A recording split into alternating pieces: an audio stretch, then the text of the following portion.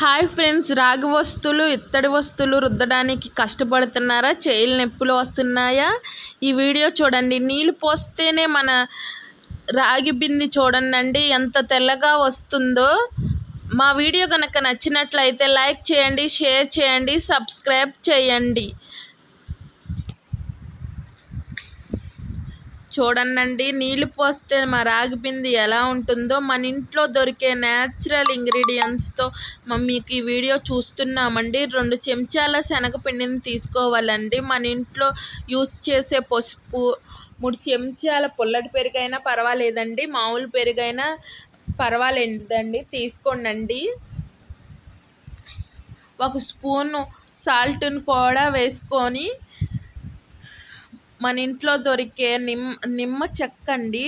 చిన్నాట్లకైతే నిమ్మ చెక్క సగం సరిపోతుందండి. ఎక్కువ పెద్ద బిందులు కాబట్టి మనం ఫుల్ నిమ్మ చెక్కని యాడ్ చేసుకుంటే తొందరగా ఈజీగా సింపుల్గా మన చెయ్యి నొప్పి రాకుండా, మన అంటులు పీస్తో రుద్ది అంత కష్టపడకుండా ఇలా అప్లై చేస్తే అలా తొలగిపోయేదాన్ని మీకు ఈ వీడియోలో ఈజీగా చూపెడుతున్నామండి. దీన్ని ఒకసారి మిక్స్ చేసుకోవచ్చండి.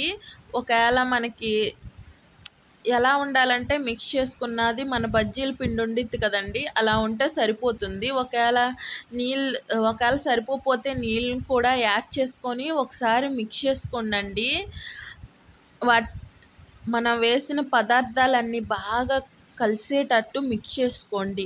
ఇది అప్లై చేసిన తర్వాత నీట్గా వస్తే మా వీడియోకి లైక్ చేసి మీ ఫ్రెండ్స్, మీ ఫ్యామిలీ మెంబర్కి షేర్ చేయండి, లేకపోతే అన్సబ్స్క్రైబ్ చేయండి. ఇంత ఖచ్చితంగా చెప్తున్నానంటే ఈ వీడియో మీకు బాగా యూజ్ అవుతుందనండి. చూడండి, బిందికి కొంచెం పిండిని తీసుకొని అప్లై చేయండి. బింది మొత్తాన్ని అప్లై చేసి ఎక్కువసేపు కూడా అవసరం లేదండి. చూడండి, నేను అప్లై చేస్తూ ఉన్నాను. బింది ఎంత నీట్గా వస్తుందండి. చేయబెట్టి బాగా రుద్దే పని కూడా లేదండి. ఊరికే అలా పిండిని తీసుకొని శుభ్రంగా అప్లై చేస్తే మనకి ఇంట్లో ఏ నిమ్మకాయ బద్ద, మళ్ళీ మన వెనకటి కాలం అయితే చింతపండుని కూడా యూజ్ చేసేవాళ్ళండి. చింతపండు అంత వేస్ట్ చేసే పని లేదండి. చూడండి, మీరే వీడియోలో చూస్తున్నారు కదండి. నేను మామూలుగా చేతులు అప్లై చేస్తూ ఉంటేనే రాగి బిందె అనేది ఎంత నీట్గా వస్తుందో.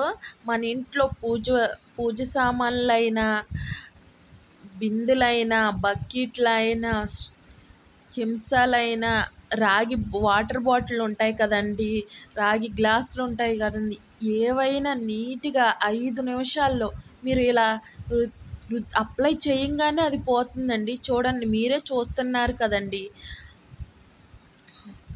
మా ఇంట్లో రాగి బిందులు,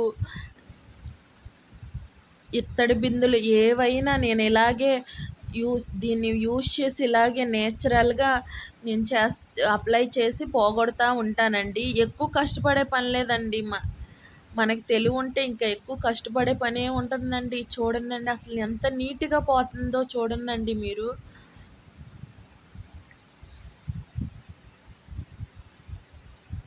నేను ఇత్తడి బిందుకు కూడా పైన లోపల కూడా అప్లై చేసేసుకోవచ్చండి. అదే వాటర్ బాటిల్ అయితే లోపల మనం తయారు చేసుకున్నది వేసేసేసి వాటర్ పోసామంటే లోపలిది కూడా పోతుందండి. బిందెలకైతే చక్కగా పైన లోపల మొత్తం అప్లై చేసేసుకొని వాటర్తో మొత్తం బిందెని చూడండి, మీరే కొత్త బిందెలాగా తయారైంది చూసారండి.